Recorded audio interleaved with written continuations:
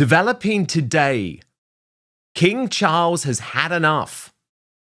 And despite the fact that he offered an olive branch to Prince Harry and Meghan Markle twice in the past 3 months, first, that face-to-face meeting that took place at Clarence House. Secondly, by the strategically positioned photograph at Camilla's annual Christmas event that just happened to show 2 different shots of Harry's wedding to Meghan, there is no reconciliation. Harry and Meghan are lying. Indeed, sources close to King Charles telling the Times newspaper that suggestions Charles and Harry are back in contact chatting on the phone at any point after that meeting, those suggestions, according to the Times newspaper and sources close to the King, are laughable. So Angela Levin, Prince Harry's biographer, our royal mastermind, joins me now. And I'm very heartened, Angela, to see the King, who, let's be honest, is finally starting to fight back after what has been a torrid and difficult 2 years dealing with everything to do with his health. But we've seen these dueling new developments. Firstly, good news on his health. Sure, I'm not in remission. This cancer is incurable, most likely, even though he won't say that in public. But treatment will be reduced in 2026, which should give him more opportunity to take control of his family and to be seen in public more and to do even more. So that's the first good news. But secondly, Angela, this briefing to the Times hitting back against what is quite frankly now distortion and disinformation coming from Montecito, coming from the Sussex camp, I think is very important, Angela, because it's the King saying, hold on a moment. Yes, we may have included this photograph because you will always remain part of the family, but your behaviour since that meeting in September has been reprehensible. I mean, think, Angela, they leaked the details of it. They then went back on their agreement with Charles not to keep on going into legal battles with his government. So actually, I felt quite heartened, Angela, by the King and Buckingham Palace finally putting their foot down this week and saying enough. It also shows that you can trust nothing coming from Prince Harry and Meghan Markle. But what do you make of it and what is really going on? Do something for me right now. It is free. It is easy. It is simple. Just hit that subscribe button on YouTube. That's because over 50% of you watching this video haven't done that yet. Well, one of the things I think I've got absolutely spot on is that Camilla decided to put 2 pictures of them on the desk nearby. And I think that is because last time they made a huge fuss. Harry sort of blew the top that he wasn't on the picture and neither was Meghan. So you shove a picture on a table, you then say they can't say anything, that will shut them up. I don't think it's anything to do with, yes, we'd love to have them here. On the contrary, they don't particularly want someone like Harry who you can't trust, and also someone like Meghan who would behave so badly to her father. Don't forget, they're very keen on looking after women who are beaten, and this is very much for Camilla's aim, and it also equals for men. Now, you could say that what Harry is doing to his father is Meghan is doing to her father is incredibly cruel. So she won't want anything like that. And although she doesn't control anything of what goes in her husband's behavior, he will know that she's very upset about that. And I think that will make an important thing that happens. But I think with Charles and energy and things is very good. I actually think that the person who keeps saying, you've now got to make everything right with the monarchy is actually a bit too superior. I think King Charles has made a wonderful time of working hard while he was so ill. And I don't think anyone has the right to tell him to get on with it and to make a better thing that's going on for us. I find it very tasteless and actually not necessary. It's to make a fuss and make a noise. Here I am, better than them, telling them what to do. I don't really like that at all. No, and it's I quite think, telling, though, isn't it, Angela, that Harry wants to present something to the world that isn't actually true. He has wanted to lie to us. And a lot of people in the mainstream media have gone with this lie, you know, especially his propaganda outfits like People magazine, that well, if actually they, after September things with Charles are good, but they're not. They're worse. well, anybody who believes what Harry says and believes what he's done and believes that his father desperately wants him and needs him for helping him, they're all crazy. Nobody believes it. I don't believe a thing he says, because he just does it because he feels he's not getting anywhere. And so he keeps pretending that there's good things going on for him, but they're not. He's had it. He's completely had it. And also, William is the heir to the throne, not Harry. So Harry's not going to beat him. He's not going to try and make a wonderful meeting that are coming up with great ideas. It's not going to happen. It's just to put him in the front now. He didn't need to do that before, but like both of them, they want to be on the papers and in pictures for the television, and that's how they get going. But actually, the reality of it is completely different.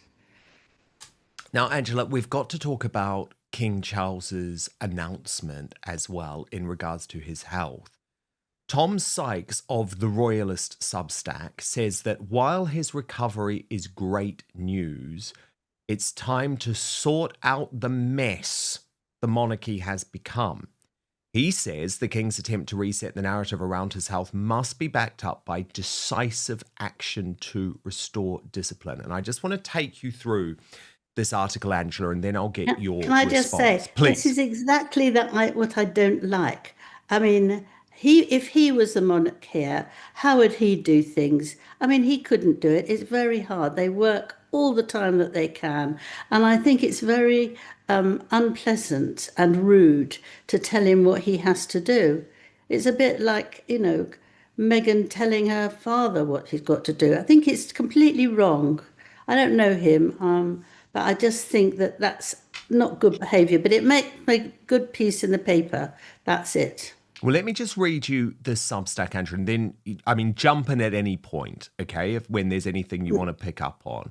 So he has written, what mattered most about King Charles's statement was not what it said about his cancer, but what it signaled about power, control, and whether he is finally ready to reassert authority over an institution that has, over the past 2 years, drifted badly off the rails.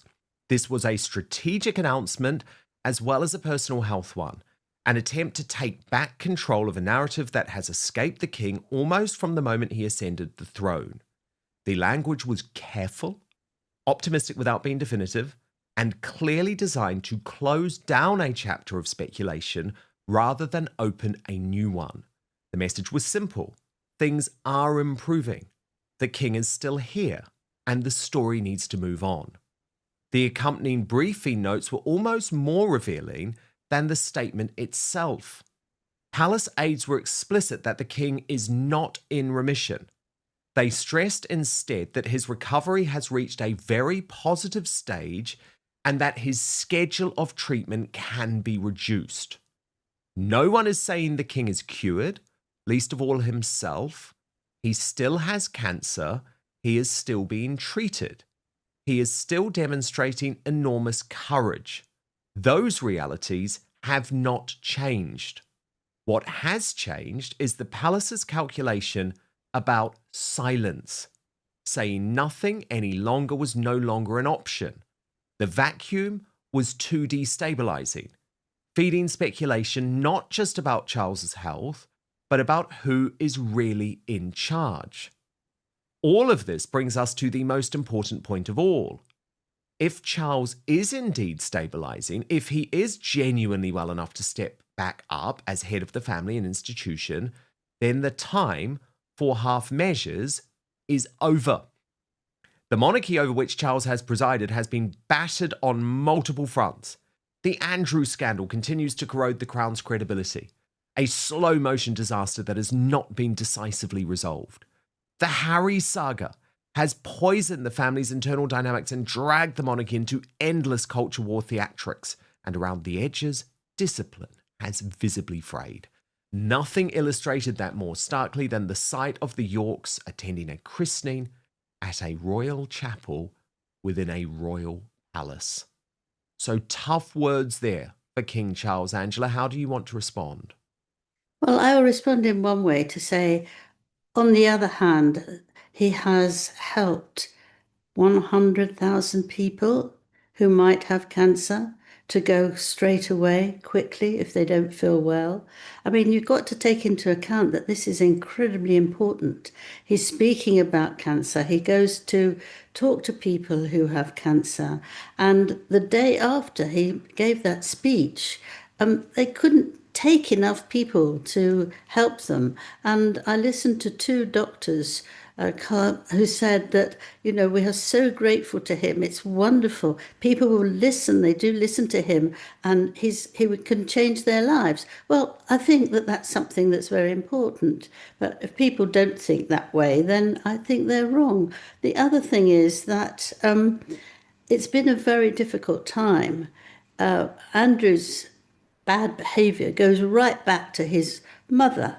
And to suddenly make a change of how somebody is behaving who doesn't listen to you and doesn't like you, which Andrew does not like his brother, and tried very hard to get to be king without and stop his mother making him king, regardless of who's heir.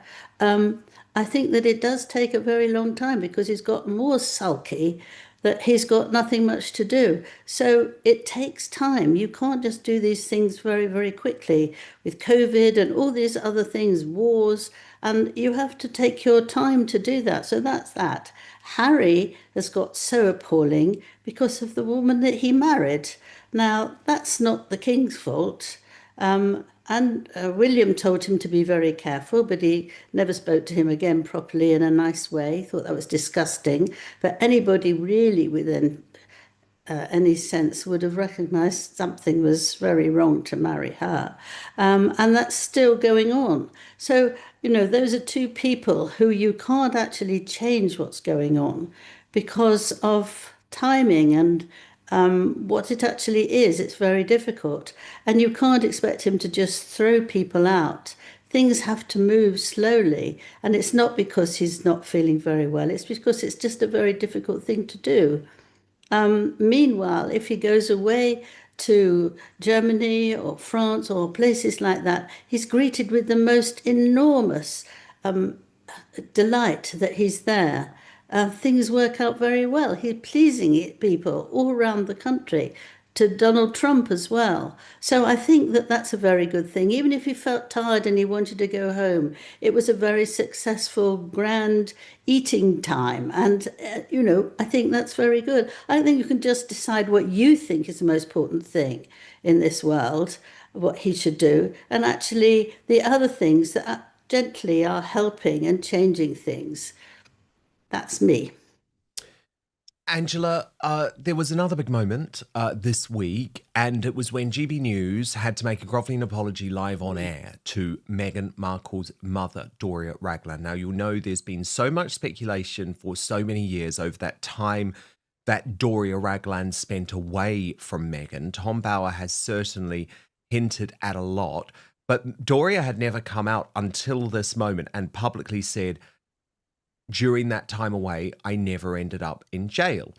Now, this all came because Carol Malone, the GB News presenter and Daily Express columnist, had said this live on air during an episode of Britain's Newsroom. I mean, number one, you have to be very careful, like you said, and I know, to say something unless you absolutely are sure about it, of somebody's behaviour and what they've been and all that. The other thing is that I suspect, I don't know, is that they were threatened and they would have to make a huge payment. So rather than that, this is GB News itself. They thought that if they did a huge apology, then that would save them a load of money. Indeed. Angela, there was another odd moment this week when it emerged that Alison Hammond, now she is one of the big sort of TV presenters in the UK, host of This Morning, but she was also the woman behind the voice of that very odd video that Harry did the lip sync of on the Stephen Colbert Show.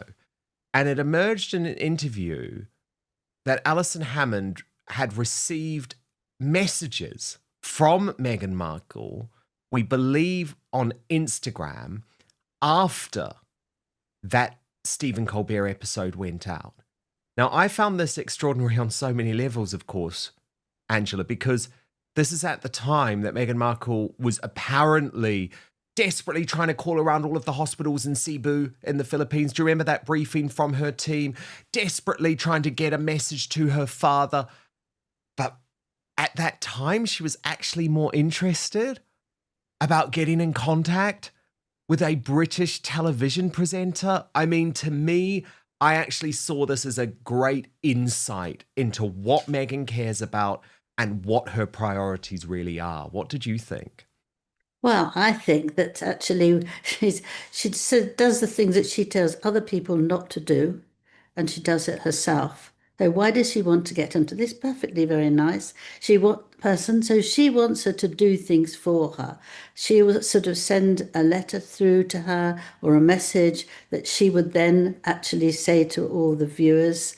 It's just taking advantage of someone who she thinks would be agree to what she says and what she does. However, yes, that's important to her, that there is somebody for her who will help her get her nose out of anything, instead of actually trying to genuinely help her father get well.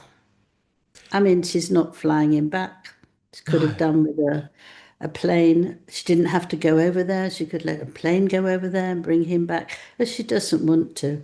She also talked about girl guys, didn't she? I wanted to ask you about this because, again, this was the announcement of this movie Cookie Queens. Now, certainly the timing, totally bizarre because it's like everything's going on with Thomas Markle, but then also it came on the same day that Harry and Meghan had been campaigning for social media to be banned in Australia for all children. And look, that's what she posted on her Instagram story, Angela, which is very odd to me because you see there, what is it? A whole load of young girls with their faces out on social media. So Yeah, it's what, the messaging's so unclear. And also, by the way, Angela, they've had nothing to do with this movie. They've just bought into it. And Netflix didn't want it. But anyway, what did you make of this decision to go to Sundance? I thought that was just to get her name in the public eye, that's all. I mean, Catherine does a lot with Girl Guides, and they love her. Oh, I must do it too. So she accepted just to pretend that she'd had something to do with it. And it's not coming out till February, I believe. So the fact that she desperately needed to do it before Christmas to get it shown is an indication that it was nothing to do with that. She just wanted to keep herself in view, and actually wipes out anything she doesn't want to do. But we've seen that so many times that if she doesn't like something, she disappears or you hear nothing for a few weeks. And then she comes out with a whole load of stuff that then she keeps her going. And that's how she thinks. And with her father, I think she felt she had to move very, very quickly to get so much out that people would be much more interested in Girl Guides than they would with her 81-year-old father who'd lost his leg. For months, many media outlets have reported that King Charles was making efforts to reconnect with Prince Harry. Much of that speculation centered around a reported meeting between father and son, along with various stories suggesting regular communication had resumed. However, new reports now claim that those expectations may have been overstated. According to sources quoted by The Times, suggestions that King Charles and Prince Harry have continued speaking regularly after their reported meeting are described as inaccurate. If those reports are correct, it paints a very different picture from the one many headlines have presented. Rather than an active reconciliation, the relationship may remain just as strained as it has been over recent years. This difference between public perception and reported reality has quickly become one of the biggest talking points surrounding the royal family. Looking ahead, questions remain about whether any meaningful reconciliation is still possible. Family relationships are often complicated, especially when they unfold under constant international media attention. While future conversations between King Charles and Prince Harry cannot be ruled out, current reporting suggests expectations should perhaps be tempered. Repairing trust after years of public disagreements is rarely straightforward. Whether those relationships improve will likely depend on private conversations that the public may never fully see. Until then, speculation is almost certain to continue. This latest development reminds us how quickly royal narratives can shift. Reports that once suggested reconciliation now face competing claims from sources reportedly close to the palace. Whether this marks a lasting change in Buckingham Palace's communication strategy remains to be seen. What is clear is that public interest in the relationship between King Charles, Prince Harry, and Meghan Markle remains as strong as ever. As always, separating confirmed information from speculation will continue to be essential as new developments emerge. If you enjoyed this breakdown, be sure to like the video, subscribe to the channel, and share your thoughts respectfully in the comments below. Thank you for watching, and I'll see you in the next video.